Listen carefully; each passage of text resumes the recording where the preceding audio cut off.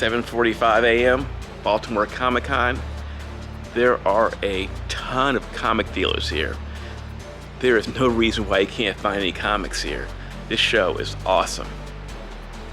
Let's start.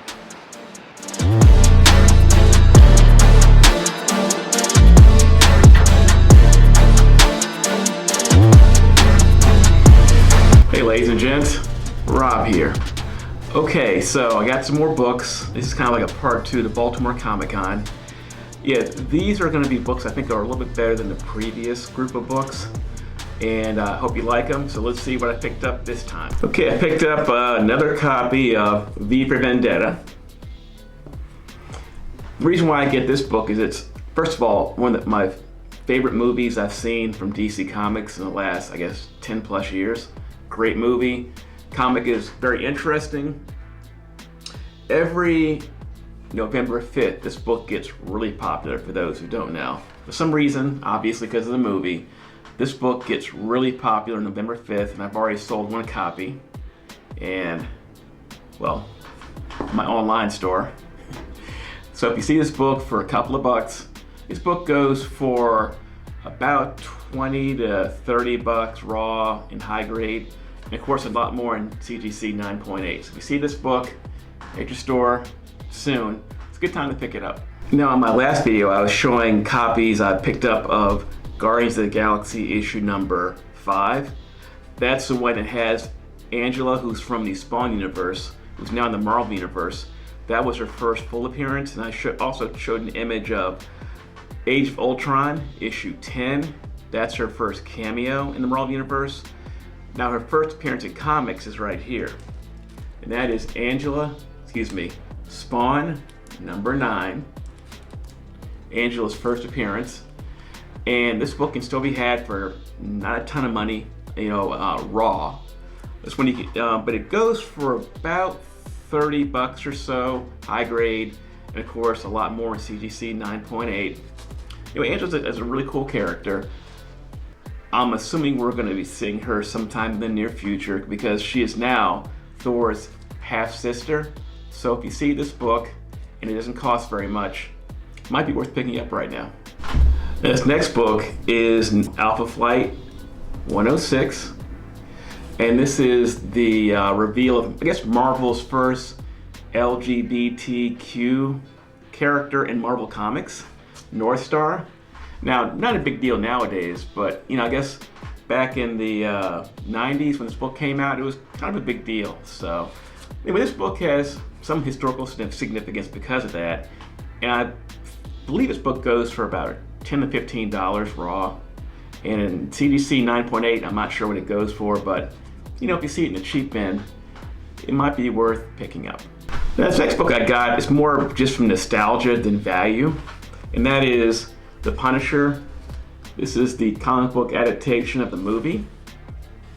And this is a Thomas Jane Punisher. And I think this is probably one of the better or well-made Punisher movies versus Netflix, which is a series which was awesome.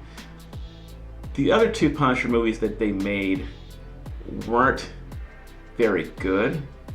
Although I did like the Thomas Jane Punisher short. I think it's called Laundry Day or something. I thought that was pretty cool too.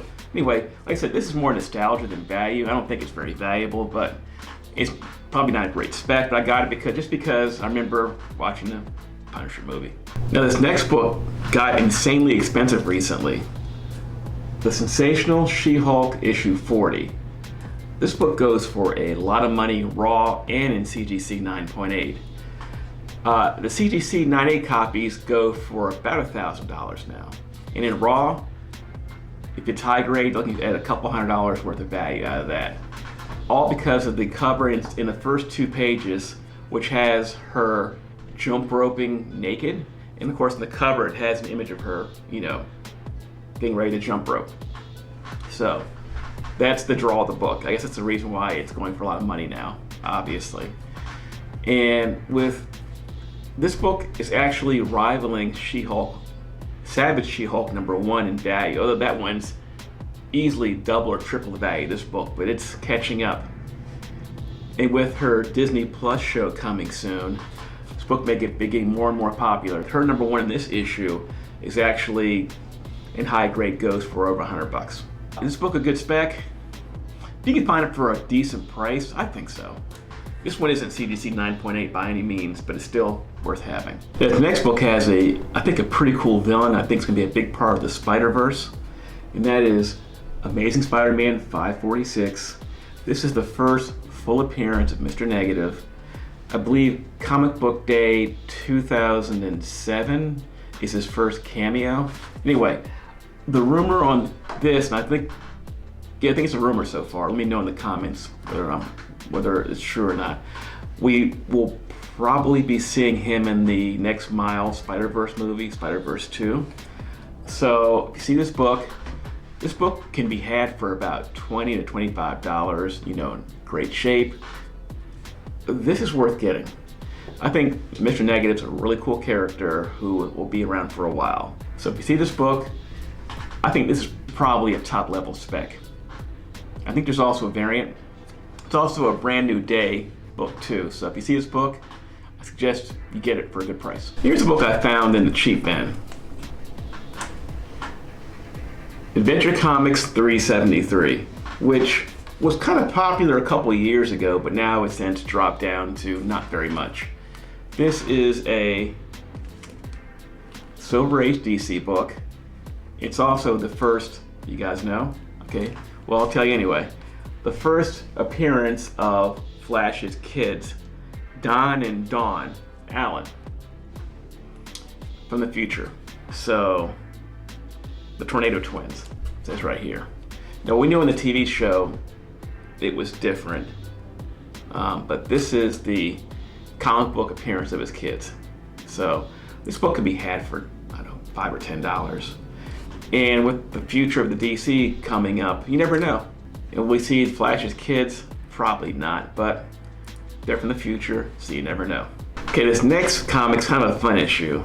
It's Marvel's Holiday Special. I'm assuming it's the early, 1991.